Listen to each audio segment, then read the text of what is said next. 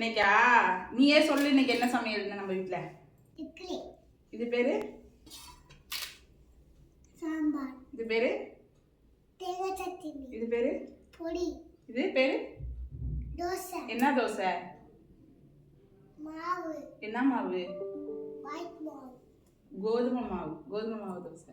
வந்து 3 நாளா இட்லி சாம்பார் சாப்பிடணும்னு ஆசையா இருக்கு அப்படின்னு சொல்லிட்டு இருந்தாங்கன்னு சொல்லிட்டு இன்னைக்கு இட்லியும் சாம்பாரும் காலையில செஞ்சாச்சு. ஏன்னா நம்ம அடிக்கடி இட்லி செய்ய மாட்டோமா, வெள்ளரிசி இட்லி, அதனால வந்து கொஞ்சம் கிரேவிங்ஸ் மாதிரி ஆயிடுச்சு.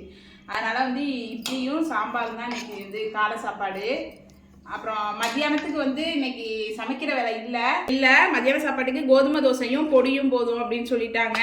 ஆனாலுமே மதியானம் சாதம் தானே சாப்பிட்றோம், அதனால் இந்த மாதிரி என்னைக்காவது கோதுமை தோசையும் பொடியும் போதும் அப்படின்னு சொல்லிட்டு ஹஸ்பண்ட் சொல்லிடுவாங்க. அதனால் இன்னைக்கு இதுதான் சாப்பாடு எங்கள் வீட்டில். உங்கள் வீட்டில் இன்னைக்கு என்ன லஞ்சுன்னு சொல்லிட்டு கண்டிப்பாக கமெண்டில் சொல்லுங்கள். பாய் சொல்கிறேன்.